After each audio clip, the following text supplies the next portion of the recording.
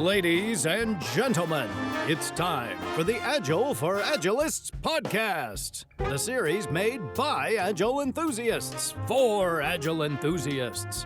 And now for your hosts, Drew Podwal and Brad Nelson.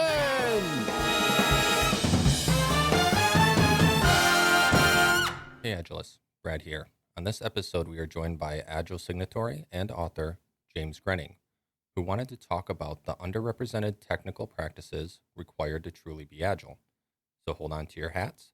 It's time for another episode of the Agile for Agilists podcast. I'm a guy that was lucky enough to meet some influential people, and I happen to like to go skiing. And so Snowbird, Utah, 2001, I was invited to the Lightweight Methods Summit. And my friend Bob Martin, who I was working with, and I said, yes, I'll go. Obviously, because there's skiing there. And then also these people I respected. But I'll go back a little bit further. So I worked for a big company for a long time, for about 15 years, two big companies for almost 20 years of my career. Part of it was with Bob Martin, which many of your listeners probably know who Bob Martin is. And Bob and I have been friends and colleagues for a long time. 1999, a very important thing happened to me. So my background is embedded systems programming, building embedded systems close to the hardware, close to the software. And I'm invited to participate in the first extreme programming immersion, which our company, Bob Martin's company, Object Mentor, was hosting. And we were learning from Kent Beck, Cunningham, Jeffries, and Martin Fowler. They were there doing the first few classes with us. And I see Kent Beck doing test-driven development. And if you know anything about embedded systems programming, you program for a long time, and then the hardware becomes available, and then you put it all together, and nothing works. And I'm seeing Kent running his code in a test environment. And I thought to myself, this just might be crazy enough to work. And you guys both mentioned in our little preview that you're Agile coaches. I was coaching with a company in object-oriented design and how to do use cases and such quite a bit at that time. The following Monday after immersion, I brought in the extreme programming ideas. So I might have been one of the first extreme programming coaches. I can't claim to be anywhere before Ron Jeffries or his cohort, but I'm in the next group of first Agile coaches, and I found out that the extreme programming practices, test-driven development, test-first programming was called, was a very effective way to work, even though we screwed it up quite a bit and all the things that people say, it doesn't work because of this, doesn't work because of that. We experienced it, and then we thought, well, maybe it really is us and not the technique. I know this is too long. I was going to give you the short version, but so I was working with Bob Martin through till about 2007, and then to really get people interested in embedded Agile, test-driven development for Agile, I had to go on my own, and so that's what I did. So that's what I'm doing. Right now, you can see behind me, there's a boat. I live in Florida. I'm from Illinois, and I make I'm semi-retired right now, but I make my living helping embedded engineers and other people that want to learn from me how to do test-driven development so they can make their life better, because it is very much life-changing. And just last thing, so in my fun, what I've been doing today is working on my system for delivering my training when I'm not there, because I can't always be there. And there's millions of embedded systems engineers around the world that could benefit from what I teach, and I'm trying to produce a way for them to learn that without me being there. So sorry for talking so long. No, that was great. That was fascinating. Yeah. And so Bob Martin goes by Uncle Bob. That's usually who I hear him referred to by. And he wrote Clean Code. He's got cleancoders.com, I believe is his URL. Yeah. Some fascinating videos. I used to make everyone go and watch his introduction to coding, where he's in his basement with the light switches. 'Cause I'm like, it's such a easy way for anyone to understand it. So, Cool. It's very I cool, haven't seen it. I would say Uncle Bob is an acquired taste, though. His videos, he does get a little crazy. Yeah. He dresses up in costumes, which I see you do sometimes too, James. Well, I put on different T-shirts, and basically my videos are a different style than Bob's. Bob's are pretty funny. I actually made a cameo appearance in one of Bob's. He said, "Here, go sit here, and we'll take a video." And he did a bunch of stuff. I'm just sitting there. I thought he was going to engage me, but it's kind of funny. You're just the backdrop. Yeah. So let's jump in, right? Because the thing is that people want acceleration, and they think that Agile is this magic thing that's going to create acceleration for them. Like lose 20 pounds overnight with these 3 easy steps. But there's lots of different ways that we can actually achieve more and gain more, right? And I think the biggest one that often gets overlooked is defects, bugs, quality, right? If you come up with ways to improve your quality, then you won't wind up with these things that like reach up and grab you by the ankles and drag you to the swamp without any forewarning at all. Yeah, but Drew, bugs are natural in software development. You have to have them, don't you? Well, I think there are awesome opportunities to learn, but you want to maintain. You're missing my sarcasm. I'm sorry. Oh. You don't know me very well yet. You're being too serious for me. All right, I'll loosen up. Yeah, you hit on one of the things which is my starter problem for people that want to improve. And defects in code, like my response to you, it was like, well, you can't do anything about them. They're going to happen. I certainly don't believe that. Some will happen, no matter how hard we try, because we're just humans doing the work. But we can get rid of a lot of them. And the payback for that is enormous. Yeah, and there's just so many ways to just chip away as you're learning and starting to focus on how can we improve quality. I think people tend to think that it's like a big behemoth thing that you have to like suddenly stand up all these like test benches and new environments. And there's like some simple principles that you could put into play. And then there are some more sophisticated things. So yeah, where do we want to dig in? Well, the Florida Agile Association invited me to come and do a talk. They want to say, well, how do we get started with test-driven development? And I put together my simplest presentation ever. I'm going to duplicate it right here. Write a test. How do you get started? You start. Just start. And then I went on to talk for an hour and a half, but it reminds me of, the question of who owns quality. Everyone owns quality, and it starts, in my opinion, at the beginning. Yeah. You say start with writing tests. I usually tell people, are your requirements testable? So I try to move it even further left. How are you going to test the thing that you're asking to be done? These are all good questions. So for an engineer, a more basic question that I ask people, especially when they start objecting to test-driven development, because somebody else can test their code. Whose responsibility is it to make sure that your code does what you think it's supposed to do? How are you going to answer that question? You're going to take responsibility, right? I just send it to ops, and they have to deploy it and run it and maintain it. Whose responsibility is to make sure that your code does what you think it's supposed to do? That's a different question than what you asked before. Absolutely. Okay, I haven't met somebody that didn't take responsibility for that yet. Okay, and I ask that question regularly to the people I'm working with, or that are taking my training class and are doubting that it could help them. Whose responsibility is it that the product works the way will be valuable to the customer? Now, that's a much harder question to answer in a much bigger group of people, right? Which involves the programmer making sure that their contribution is doing what they think it's supposed to do, even though sometimes they're wrong. And then together with the product owners, testers, other people in the group, the next layer up of test automation, like acceptance level testing, or maybe just manual testing, whatever it might be. Does it work the way the customer needs it to work? Right? That's the next question. Now, that's everybody's job, right? That's a full company job.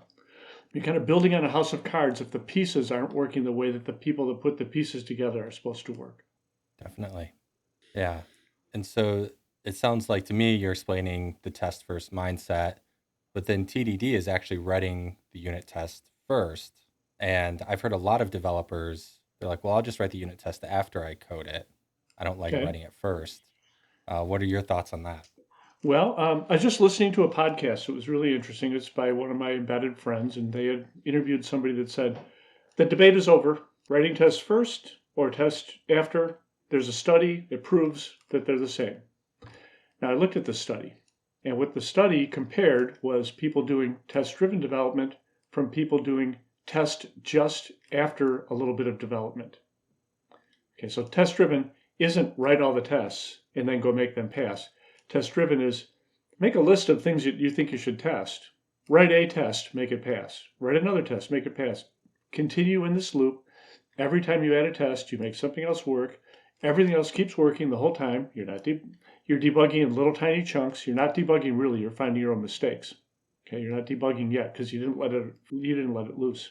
So test after is what I call test after. Well, the most popular way to program on planet Earth is something I call debug-later programming. You write the code and you'll debug it later. So it's kind of a joke name because when you're writing a book about something radically different, you want to make fun of the thing you want to distance yourself from. So debug-later programming.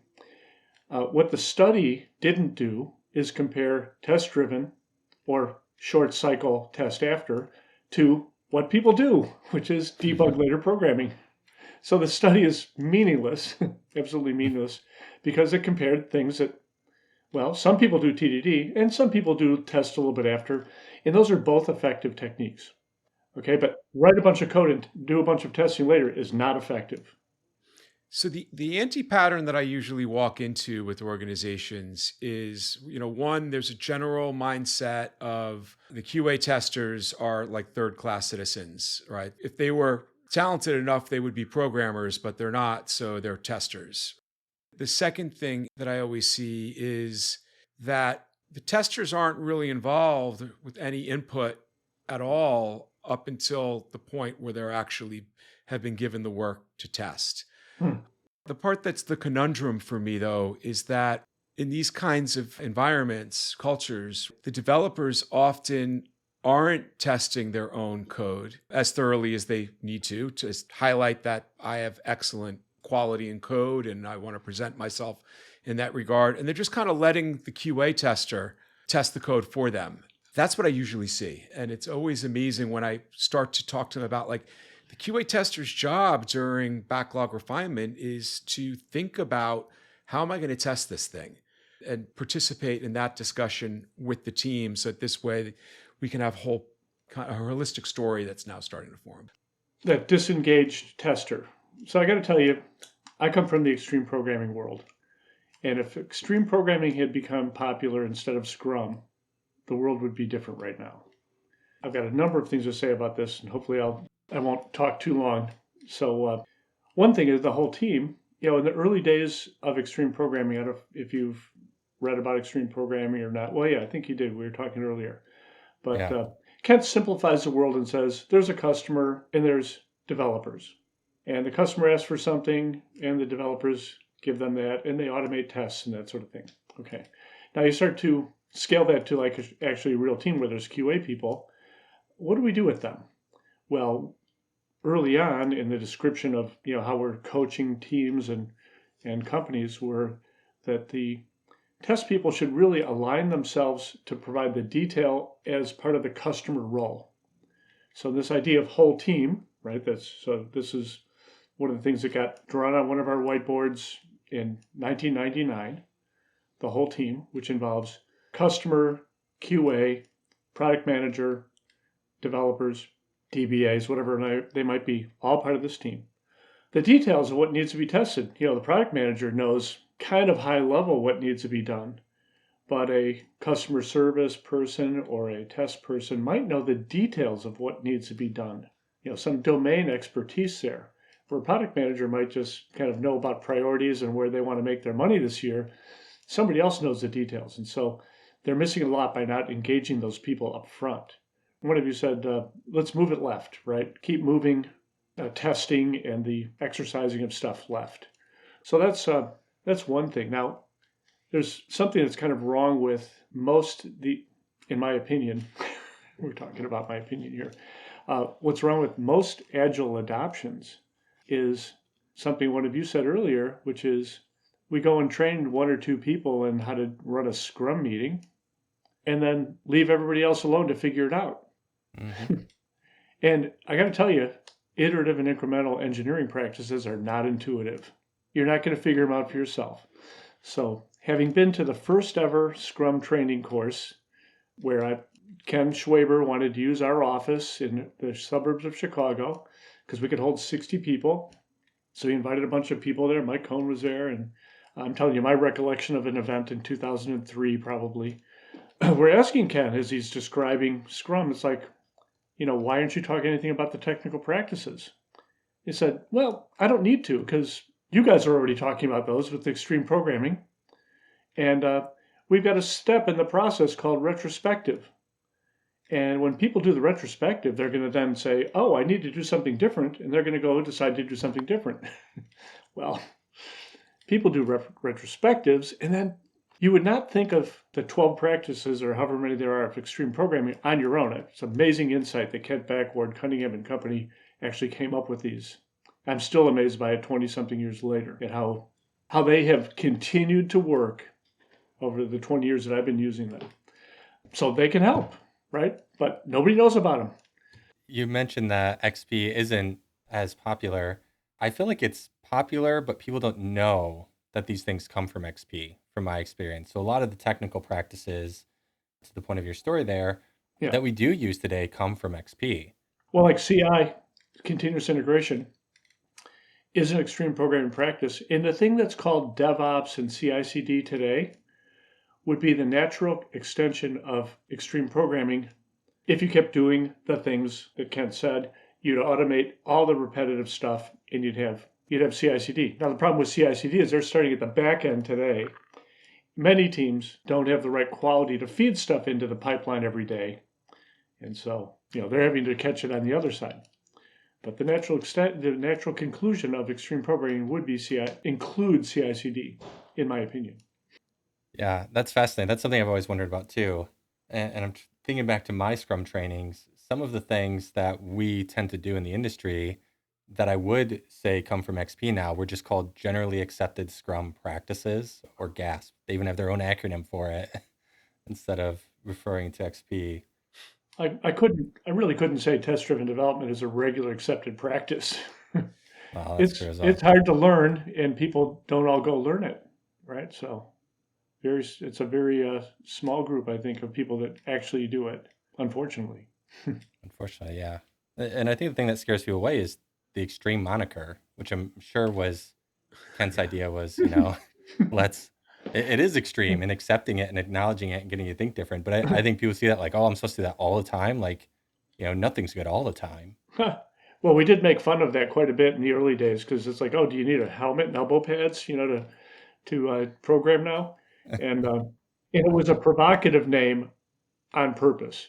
I always envisioned that you guys were sitting there, trying to figure out what the name was, and somebody's drinking a Mountain Dew Extreme, someone's drinking like a Red Bull Extreme, and then somebody finally looks at their can and says, why don't we just call it Extreme?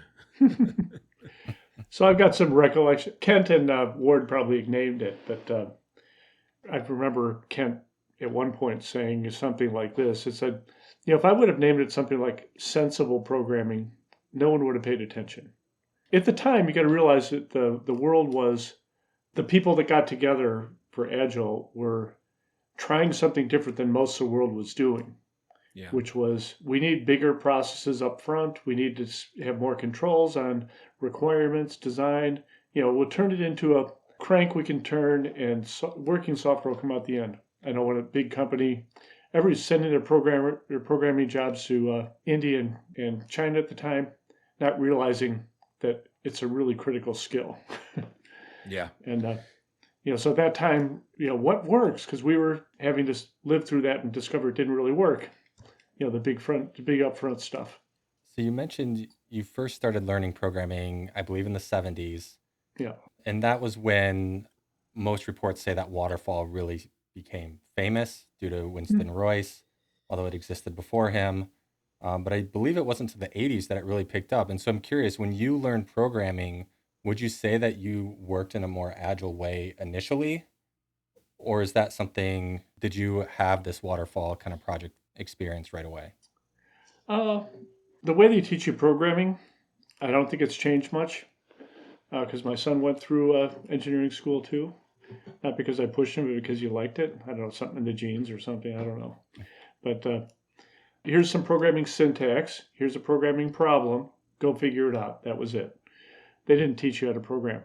I'm sure we would have had a book that I actually have the book in Illinois, I think, that has the Royce paper in it. I don't know if we ever looked at it. I worked in chaos the first few years. The company I worked for was a government contractor, and there were, critical design review, preliminary design review, and some of these other things, which we had to, go and produce some paper for. And then when I went to my first job where I met Bob Martin, I was bringing some process with me, and it was total chaos where Bob and I worked in the early 80s. And we started to make things better by introducing waterfall. The teams that could do it, and we didn't do one big waterfall. We discovered a big waterfall doesn't work, so we did a bunch of little waterfalls. Maybe several months long, but feature-oriented waterfalls. We were onto something there, even though I didn't realize it at the time. Waterfall. The government contracts happen that way with the definition of waterfall. And there's a guy. Do you know of Craig Larman? He's one of the creators of LESS. I know of which LESS. is large scale Scrum or something. Yeah. Craig wrote a book about iterative and incremental development. There's nothing new about it, by the way. So he found one of these guys that, he interviewed a lot of people. Polaris submarines were designed with iterative and incremental development. The Wright brothers did not start with an F-35 fighter plane. It's been incremental in development for the last 120 years on aviation. Everything is like that. We learn, we evolve, right? It's discovery and invention. It all works together. But he interviewed the person who put together the middle standard 2167A, which is used for government contract procurement and, fighter planes and software and all kinds of stuff. And this person admitted to having read the first page of the Royce paper. And the first page of the Royce paper says, wouldn't it be great if you could do requirements and then design and then code and then test and then release? Wouldn't that be great? He read that part. Oh, hey, management framework. Next page. It doesn't work. There's feedback cycles. It's not exactly like that, but it's fairly close to that. And he apologized to him. It's like, I didn't read the whole paper. I realize I've caused a problem. I've heard similar that Winston Royce wasn't necessarily pitching what we call waterfall today. Oh, absolutely not. Yeah, go find the paper. It's out there in photocopy somewhere. A few years back, I did a deep dive trying to trace Scrum and Agile back to its roots. Walter or Edward Deming and Walter Shewart. And so I did that, right? I just created my own timeline.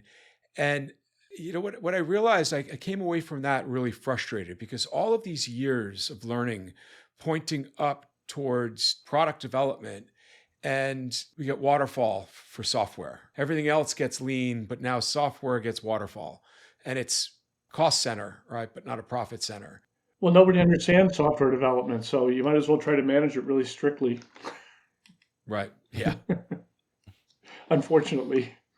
So I always feel like there's something about test-driven development that I'm missing. And I'm wondering if maybe that's not the case, if it's just that I really understand what we're talking about here. But we're shifting tests left, right? We're having QA testers that are like from its root form, we're having QA testers start to write those tests much earlier. We're hopefully leveraging like XP type practices where you've got peer review of your code and solution and things like that. Peer review that's not part of XP.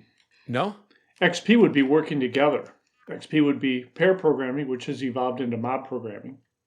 Okay. Peer review would be the thing that happened before it, which is a good idea, but a better idea, if you've got a multi-person team, is for people to work together. Yep. But if you're not doing reviews and people are on their own, definitely start doing reviews or get people to start pairing. Oh no, pairing's going to cost too much because there'll be idle keyboards. Yeah. So what do you feel like the threshold or the tipping point is for an organization who's exploring and understanding TDD practices to move towards automation? Well, let me ask you guys are close to real companies. I kind of live in a different universe right now, given that I'm not in a company anymore. How often do critical features get held up by defects? How often do they not? Okay, I was kind of expecting an answer like that. Yeah. Yeah. I'll ask engineers that come to my training class. These are, people working in a Scrum environment. It's like, how often do you finish everything that you signed up for in your iteration? And they're all kind of looking at each other. Do you sometimes not finish it? And that's an easier question to answer. Yeah, sometimes we don't finish it. Do you sometimes finish everything? Not very much. Why is that? What's causing that problem? So what we started doing in 1999, 2000, when trying to show people extreme programming, was the first ever extreme programming class. The order that we taught extreme programming was, let's do some planning, because that's what people expected. First, let's do some planning. Then we'll do some development, right? All during the planning, though, it's like, we can't make something small that fits into 2 weeks. Everything takes longer. There's nothing that fits into 2 weeks. The smallest thing I can dream of takes 3 months. And I managed to talk my way out of being part of the TQM movement in the 80s at our company, because we do software. Our cycle time's a year. So the first extreme programming immersion, everybody really didn't get how to break down work because they had no clear view of how they would deliver a small bit of work. Second extreme programming immersion, maybe the third one, we changed the order of how we taught. We started with technical practices. We started showing people, well, here, let's build something test-driven. Let's grow something. It's not going to be done until we finish all the tests, but it's partially done right away. We're going to be growing its capability. I tell the people that take my training class, when you're done, you're going to have a new superpower.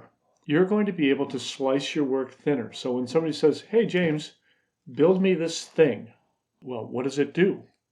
And they start to tell me some things it does. What if I showed you this part of it, right? If I can start to think of ways to slice my work, usually what we do as engineers, and this is how most of my career was, first half of the career, let's get together. It's Conway's Law in person here. Let's look at the architecture. How many people are there? Magic, we've got 5 people on the team. There's happen to be 5 different areas of concern. Amazing. And then we'd all go off and hide in our corners and build our thing and then come back together and have nothing work. We didn't know how to do something this week. If engineers learn the technical practices, they know something they can do to move the game forward this week with something that is meaningful progress. If the engineers don't, then you get the multitude of blogs from engineers saying, Agile is stupid, Agile makes me rush, Agile doesn't let me do quality work, Agile's bad this, Agile's bad that. And, it's like, oh, shoot, too bad you guys don't know how to make it work.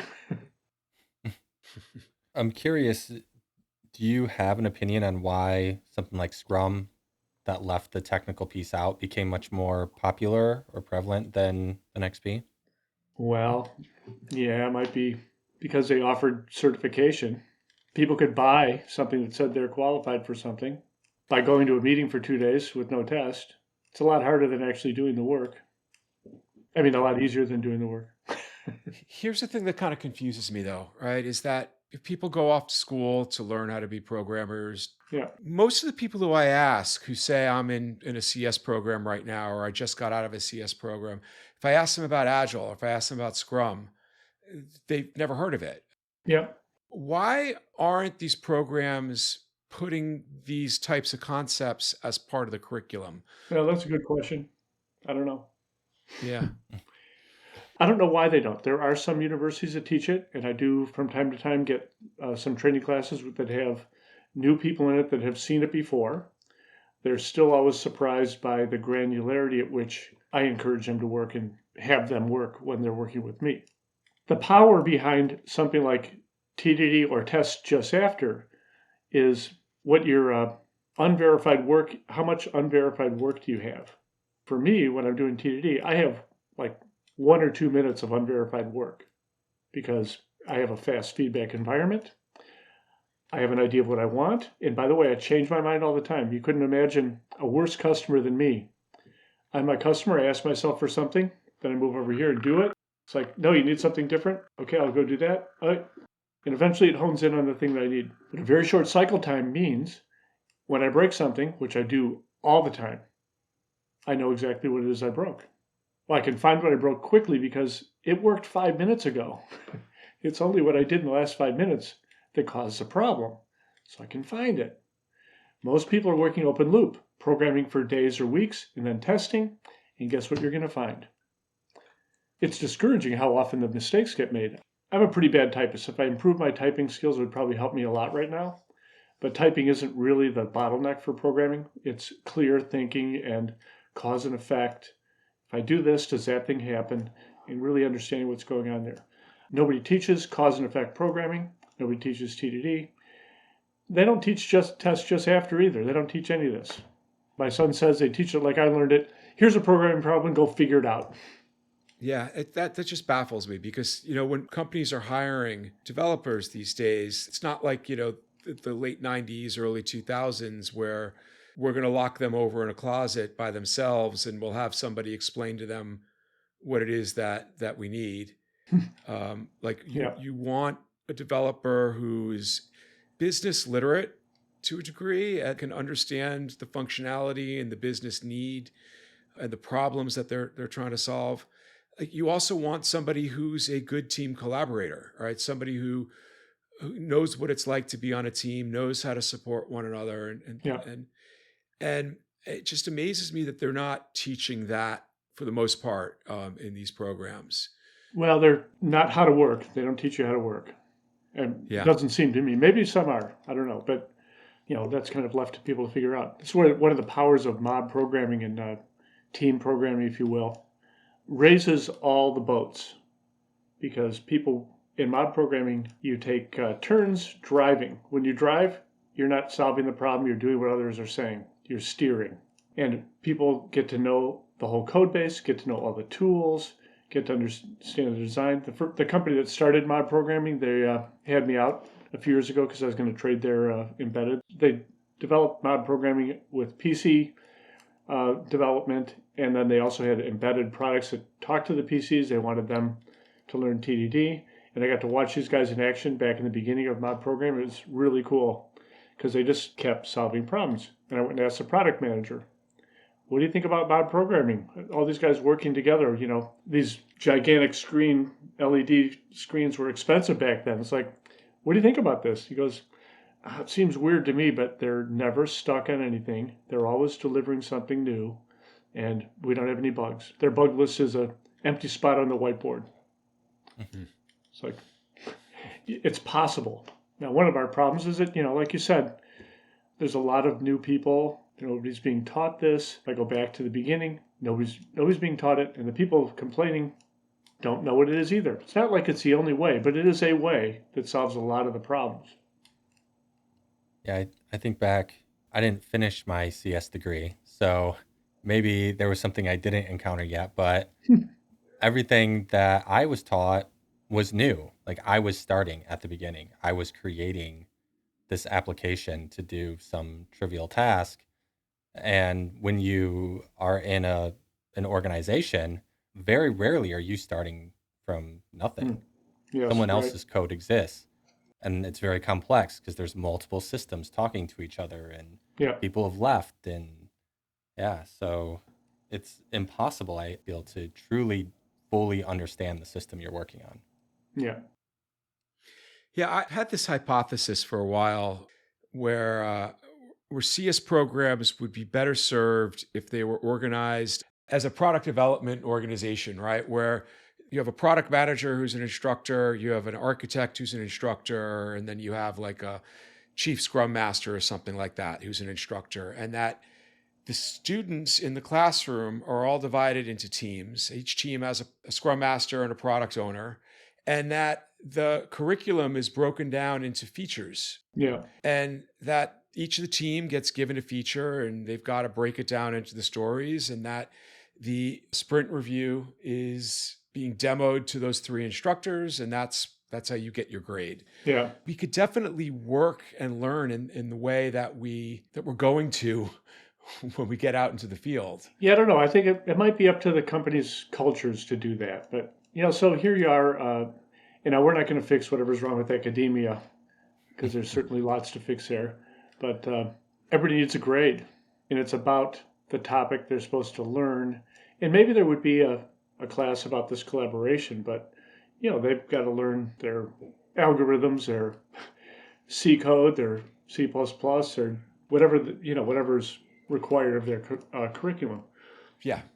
Maybe some circuit design, right? So there's a bunch of technical things you need to learn, and it is too bad people aren't really prepared to work.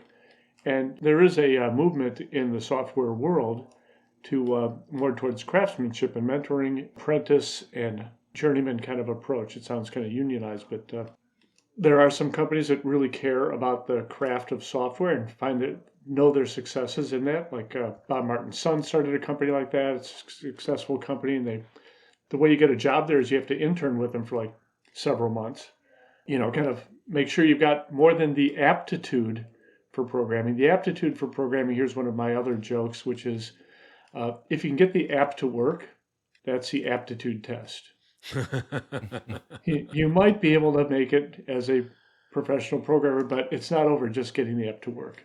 There's more to it, right? So you got to get stuff to work, and that proves you have the ability to get something to work. But now we got to figure out how to manage and organize our own abilities and then collaborate with people, right? And maybe that's up to the company culture to do that. Now, everybody's in such a hurry, though, so.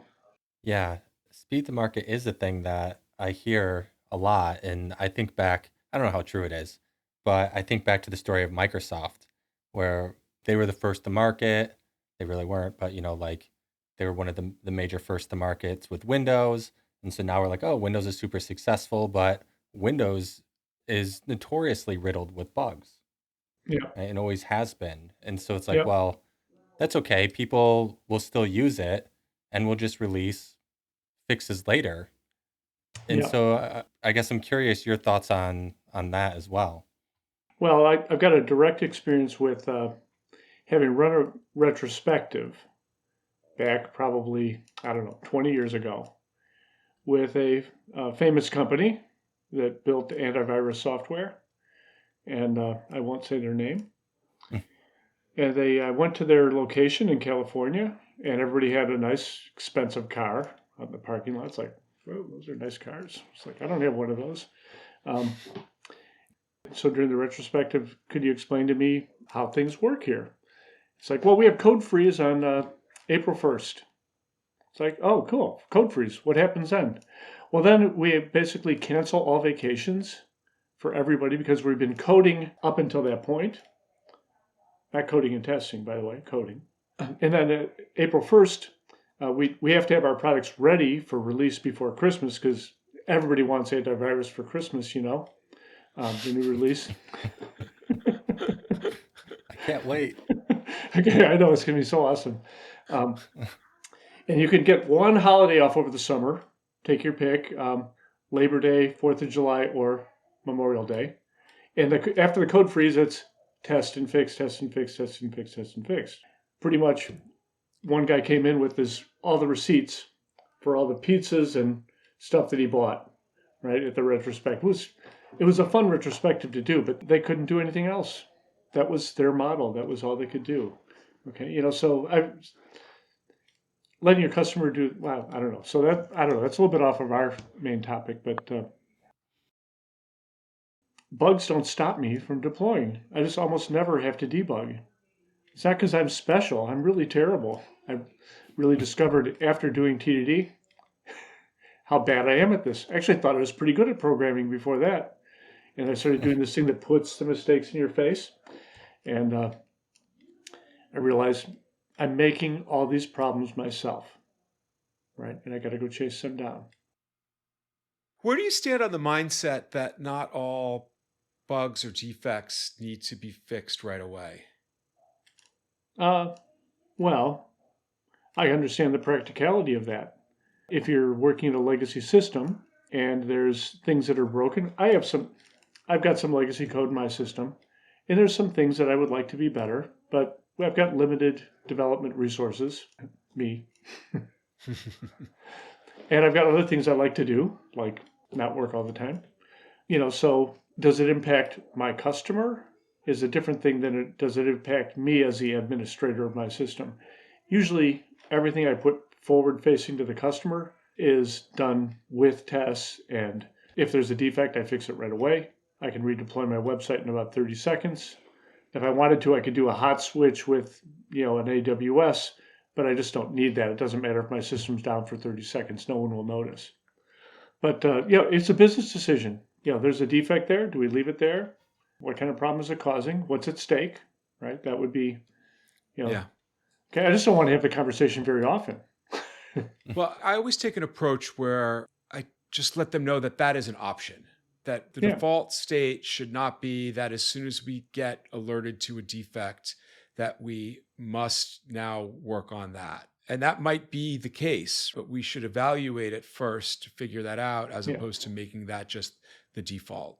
With those words, let me say a little bit more. So in the old days, when you got to only ask for features once a year, what do you ask for? Perfect. You ask for everything, right? Everything. Yeah. I only get to ask. And if a defect comes in and the next time that you can add new work in is in a year's time or 6 months' time on average, what do? Yep. You stop and fix it. Okay. Yep. Now the equation changes if you're doing, and I don't use the S word, sprint. So I'm trying not to use bad words. Sprint is a wrong metaphor. I'm sorry. Another soapbox. I should have a soapbox I could stand on. But sprint is a wrong metaphor. You've seen the Olympics. You know what happens to the sprinters. Okay, they all collapse and they got to give them oxygen so they can go run another sprint. But if you're working at a cycle every week or Kanban, next most important thing, it goes into the queue. It's no big deal. We don't care. Back in the early days of extreme programming, I'm working at a big giant company, which is now mostly disappeared because they carried too much weight on one of the reasons, they mismanaged something, but they had a lot of weight on the developers' backs. We had to integrate stuff between teams, and we were experimenting with extreme programming on the team I was on. And the other teams we have to integrate hardware and software, and we get to a meeting, the planning meeting of all the managers. They were playing schedule chicken. We might just hold our stuff out a couple of weeks, and we want to see what the impact is on your schedule. The guy that was our leader, now that he was used to extreme programming, goes, "Oh, no big deal. We'll just move that 2 weeks out." Or the other thing that really made him mad was, we're going to be ready a little bit sooner. This didn't happen very often. We want to integrate with you guys. When we be able to? Oh, you're ready now? We'll move that forward. We'll do that sooner. Because we were flexible. We could do stuff because we had practices that allowed us to iterate, discover, and to change our priorities. If you're doing that year-long project and you only get to pick features once a year, you pick everything. Now that we can do shorter length, you start picking the most important things and doing those. And do just enough planning work to give you an idea to find out if you're insane. I listened to your talk on planning, and I certainly have an opinion on planning and story points and all that. But you listened to the story pointing episode that we did? I listened to the first half of it. That one was a lot of fun. Sorry. But yeah. I think DevOps, as you already mentioned, an extenuation of XP, has multiple research where they found that high quality actually allows you to move faster. Well, there you go. I don't know where, I think it goes to the iron triangle or whatever. You can't have cost and speed and quality or something has poisoned people's minds. But the reality is slow is smooth, smooth is fast. And I think it's the same with quality. If the quality's there, or Simon Sinek calls the infinite game, I think we're thinking too short. Short term, it seems to save us time. So it creates this perception that it's saving us time. But in the long run, it's costing us more time. And I would say the same argument for developers. If you only hire junior developers because they're cheap, it's saving you money now, but in the long run, is it really? You're out of business. Right. All right. A couple things, a couple notes here. One is speed. Now, your impression probably is that test-driven development and the practices of extreme programming will take longer. No, you're saying no. I would say I don't believe that, but I do believe that is a common barrier to entry. Yeah. People believe it would take longer. Yeah. So I have people do a kind of a simple programming project, but this is anecdotal evidence. But my opinion in the beginning was the payback's in the future. When you have the test the second time, as soon as you have to fix that first bug and you've got the test to make sure you didn't break anything else, it pays back then. And pays back the next bug, whatever the next change, whatever feature or bug, take your pick. But what I've discovered is that debug-later programmers take longer than new test-driven developers. And as evidence, I use my training example. We build a simple thing, and I have an experiment some people have done for me, which is to program it the way they're used to, not test-driven. And I get a range of the best I ever saw was an hour and 45 minutes. And there's a lot of 3-hour people, and a couple people gave up, couldn't get it to work, which is, I don't get that. I think you're in the wrong job, because it's not that hard of a problem.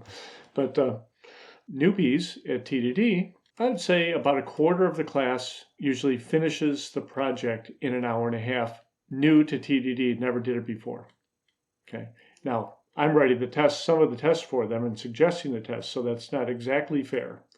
But them having to understand the tests and then later write the tests themselves is maybe equivalent to if you were on your own doing it. And so my anecdotal evidence, which is evidence of anecdote, says that it's just as fast or maybe faster even when you're new. And then later, well, I know it's a lot faster because I have wasted almost no time. If I debugged it all over this last year, it might have been one day. But usually I'm just, oh yeah, I did that wrong. Oh, yep, I did that wrong. Oh, yeah, I did that wrong. The benefits you in so many different ways, because it's not just we're able to develop more faster. It's that because we're shifting things to the left, we're having better conversations, which is strengthening team collaboration, which is accelerating getting to a place where you're performing. There's so many benefits of just trying. Yeah. I would agree with that. I think from my observation, it seems like people are thinking about what they're doing more when you have to create the test first. But I also think it helps with over-engineering. It seems like people write less code when they take a TDD approach because they're writing just enough to fulfill the test instead of writing whatever amount they feel they have to off the top of their head. Yeah. And then creating the test after the fact. Yeah, so I just this week I finally got some focus time, to work on my website. And there was something I've been wanting to do for a while. It's not super high priority, but I'm interested in the problem. And so I started doing it, and I got it to work, but it was kind of awkward for me to use and integrate into the front end, right? It's like, okay, this works, but it's going to be a lot of nitty-gritty details for the UI to have to work through. And so then I spent today basically refactoring it and turning it into something which is, oh, now I like that design, right? So I made it work, which is part of Kent Beck's advice, make it work, then make it right. Make it so that you can live with it. Sometimes that make it so you can live with it doesn't happen until you go visit it the second time. When you're creating it, you might say, great, it works perfect, just like I wanted. Then you come back again with a beginner's mind, and it's like, oh, I wonder who broke into my website and made changes to this code because I would have left it beautiful. Of course. Yeah. I usually tell the story of, whenever you get into your code and you're like, what idiot wrote that? And then you look at the comments, oh, this idiot. This it was idiot me. Yeah.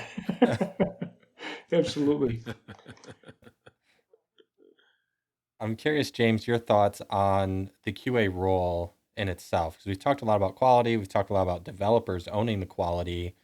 A lot of my experience while I started in QA, a lot of my experience with quality is it's after the fact testing. It's usually, if we're looking at Mike Cohn's testing pyramid, right, where you go up from the base, which is unit, up to UI, they say you should have the least amount of testing. Seems like a lot of companies are still using manual integration or UI testing. Yeah. And I'm curious your thoughts on that, if you think that it makes sense in certain circumstances, or if you're just like, hey, we don't need QA at all, fire every QA person in existence. Okay, well, I need a prop. I'll be right back. Yep.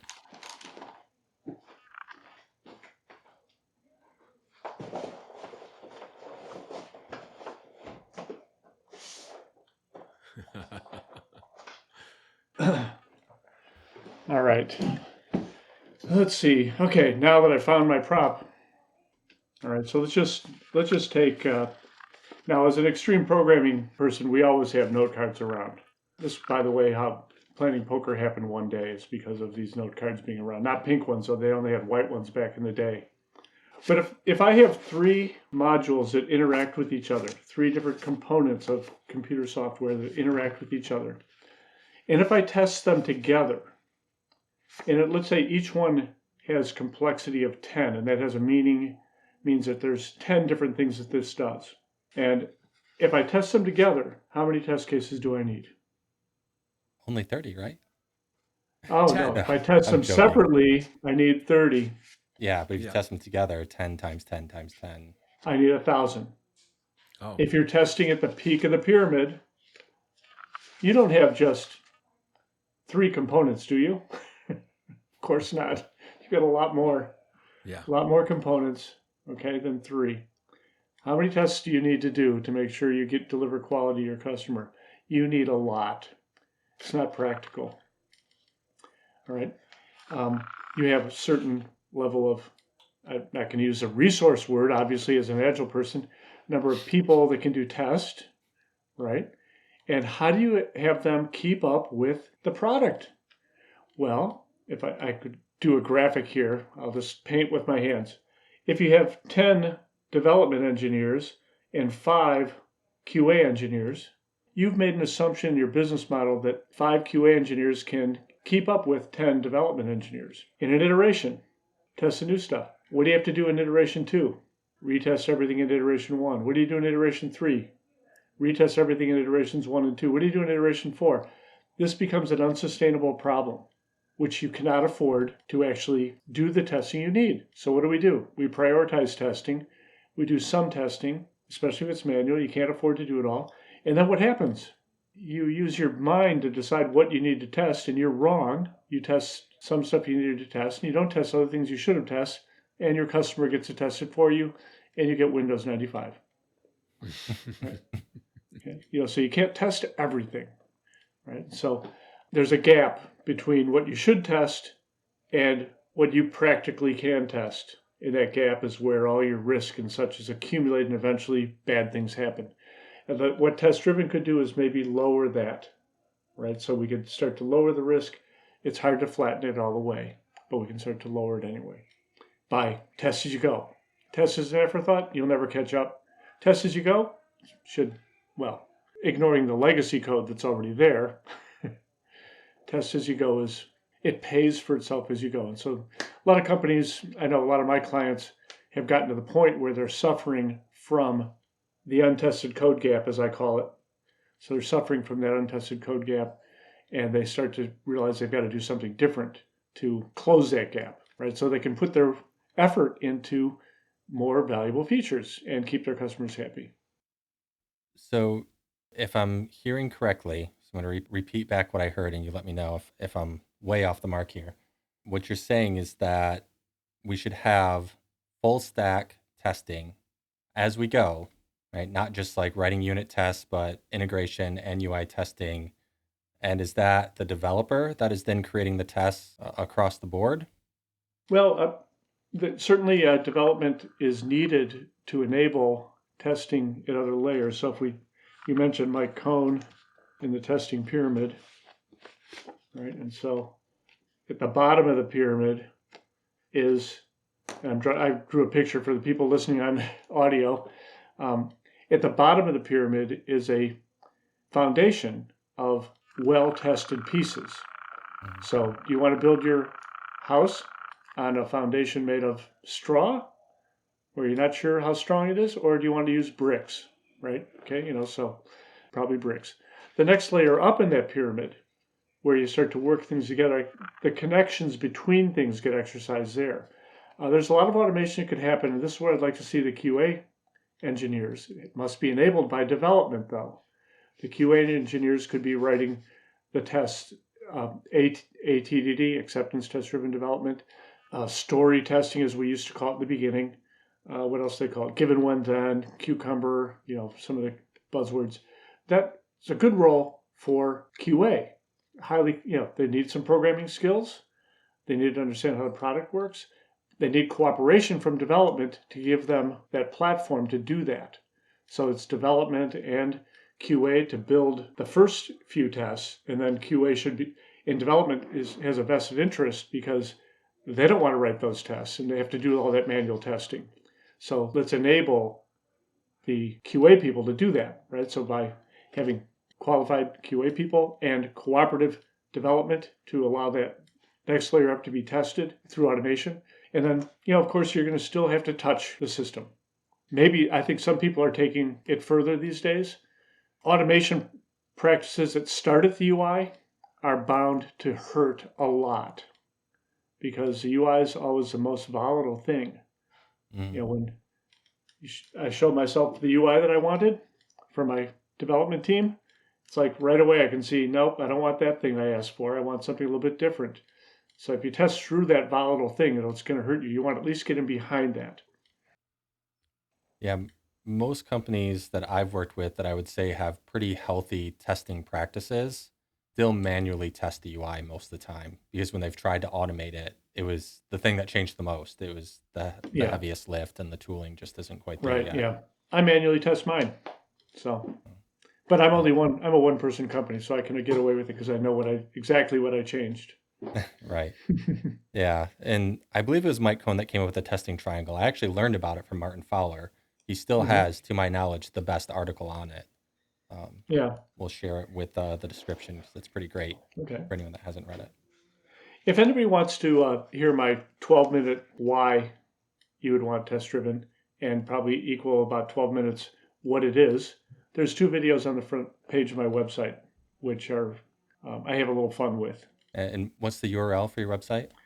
It's wingman-sw.com. Wingman software, wingman-sw.com. And is that where they go to if they want to take one of your courses? Yeah. Now, your courses are open to the public, or is it something that like a company has to sign up for, or both? Most of my courses have been with private companies. I do offer public classes in test-driven for C and C++. I've also started to build a C# course because one of my clients wanted it. They'd already heard from me enough, so they said, just add the exercises, and okay, so I do that. If somebody's interested in that, they could email me, and I could entertain helping them. Why do you do what you do? What gets you excited when your feet hit the floor in the morning? Well, I'm having fun helping change people's work life. And actually, it impacts more than work because when I started developing, I knew everything. Nobody had studied computer science. The company that hired me had no idea what I was doing. You get this idea that you're really good at something. And then it became evident that I really don't know that much about it. Test-driven and extreme programming were kind of an interesting and important. My career had evolved, nice steady pace, and then I was hit with a brick wall going, holy cow, the world could be very different now that I tried to do TDD. You're not very good at this because of all the mistakes you make. And so it's kind of my mission I started writing about that in the early 2000s, talking at the embedded systems conferences about it. And they almost threw me off the stage. You can't do this with embedded systems. It's like, no, well, you could, so I've had some fun with it, trying to open people's eyes. So I still do it. I'm not ready to start spending the money I saved. Don't have to work a lot, but I do like to do it, so I keep doing it because it's fun. And then I can scratch my programmer's itch too. So I built a Ruby on Rails website to deliver training because I spent 3 months evaluating systems I could use, and they all were terrible for me. I couldn't trust myself to put a quality product in them. Yeah, I was going to ask you that question of whether or not you've hand-coded your entire website or if you're using some sort of CMS for it. And I guess we got the answer. It's a Ruby on Rails website, which a friend of mine put the first version together. And if something works, I can, because of my discipline and how I work in small steps, if something works, I can keep it working. And I'll tell you a little story. I mean, I've told you too many already, but to bring up a new web page on Rails, I didn't know Ruby, I didn't know Rails. This was like a terrible thing. I'd read the instructions. I'd try to do that. It wouldn't work. Read the instructions again, make a couple changes. Wouldn't work. Do it again. All day long. Finally at 5 o'clock, the web page comes up. It's like, whew, you are so good. The next day, I would spend the whole day or the next several days. the changes I made that I shouldn't have made, discovering those and fixing those. Now that same process, because I understand the natural order to solve it in using cause and effect, kind of test-driven thinking, I can do the same activity in about 3 minutes because I know, go to the web page. What does it do? Nothing. You get a 404 error. Add the route. What do I get? Where's your controller? We got the route. We don't have a controller. Add the controller. Where's the controller method? Add the controller method. Where's your view? Add the view. Boom. Because there's a natural order to solving a problem, I finally discovered it. I could move quickly. So I'm kind of a hacker in the Ruby space, but the test-driven approach allows me, even though I didn't write a test, there's the test-driven approach, which is small steps. And when you take a big step, you know it because you're debugging.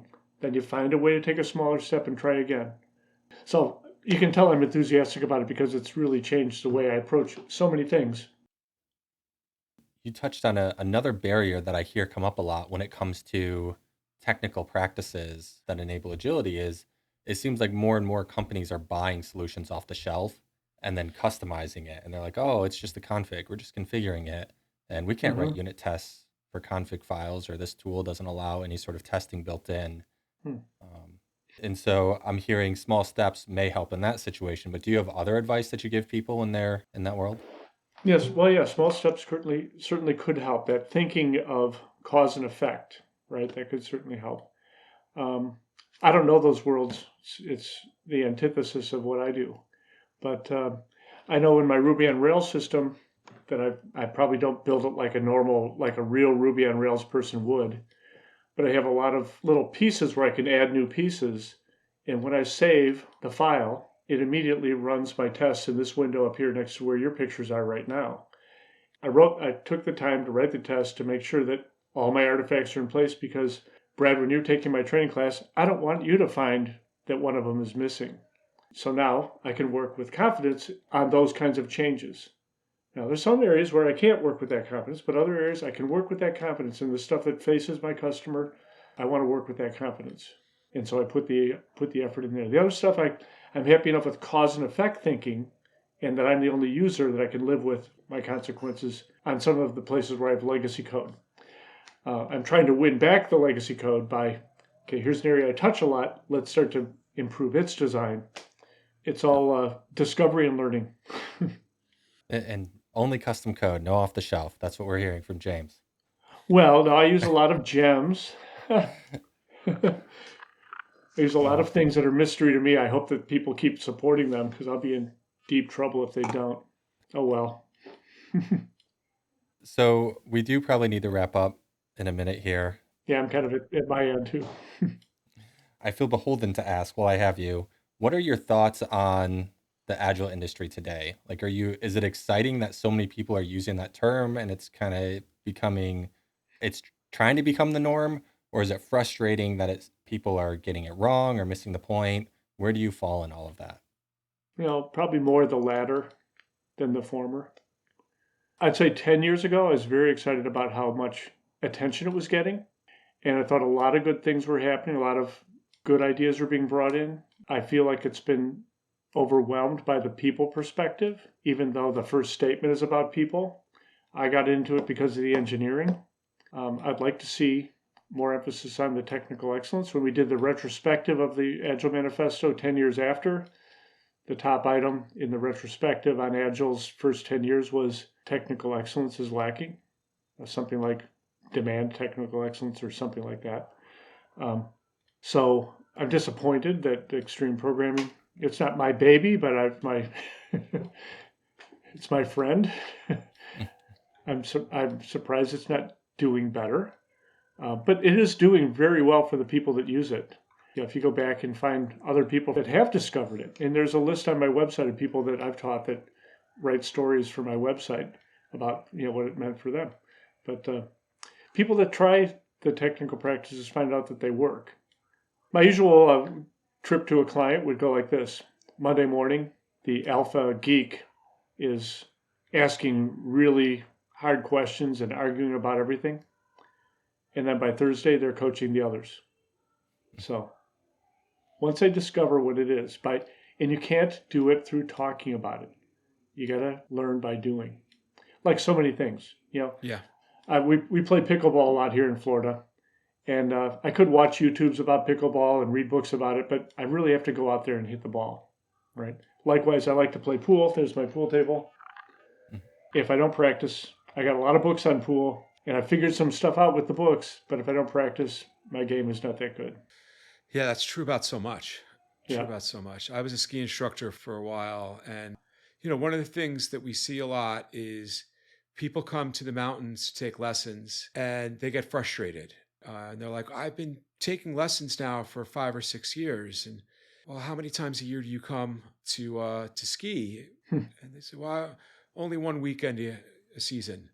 And Yeah. it's like, well, that's why you're not really getting any better, is because you're effectively only practicing once a year. Yep. And now in skiing, now you're talking about going down a mogul run probably, right? Oh, I can't do moguls. That's Okay. like one of the things that I always wished I could learn as a skier, but I don't know if it's my back or whatever it is, but I used to use that as a metaphor for adapt, plan and adapt. You're standing there looking down at this mogul field and you have this great idea you're going to go like this. And then really after the second turn, you got to totally redo the plan. oh yeah. Yeah. It's a great analogy for the Mike Tyson quote of everyone has a plan until they get punched in the face. Oh, yeah. Like Definitely. every time I would try to go do a mogul run, I felt like I was being punched in the face after the first turn. Yeah. And I would just ski out of there, go All right. off to the left or the right. You could learn still. Yeah, maybe. All right. Well, this has been a great episode. Thank you so much for taking time. We're super excited, delighted, honored to have you on the podcast. Well, it's really nice to talk to you guys, and good luck in your coaching careers. And, part of your job as coaches is to help the people doing the technical work know that there is some help for excelling in iterative development. And then your leaders need to know it's more effective. Yeah, that's where the mama bear thing came for me Yeah. early on in my career. Yeah, good. Yeah, All I was right. actually pitching at the end there of my last company where I was a consultant. Every time you sell what we now consider an agile coach, which tends to be more leadership, process, culture, you also sell a technical coach. You can't sell one without the other. Yeah, that's good. And so I would encourage anyone out there that is an agile coach, make a technical friend who likes coaching, because it will change your life. Yeah. My position's maybe a little more extreme than yours. Somebody will often call me for one of the things listed on my website. Oh, we want one of these Agile startup workshops where you help us get started with Agile. It's like, okay, we can have that, but first we have to do technical practice with the engineers. And I explained to them why, and it's okay, we'll do both. And then they can really get a lot more out of the planning one when they actually understand how the technical side works. So, all right, guys, thanks so much. And good luck to your with your podcasts and your careers. Thanks, Thank you, James. James.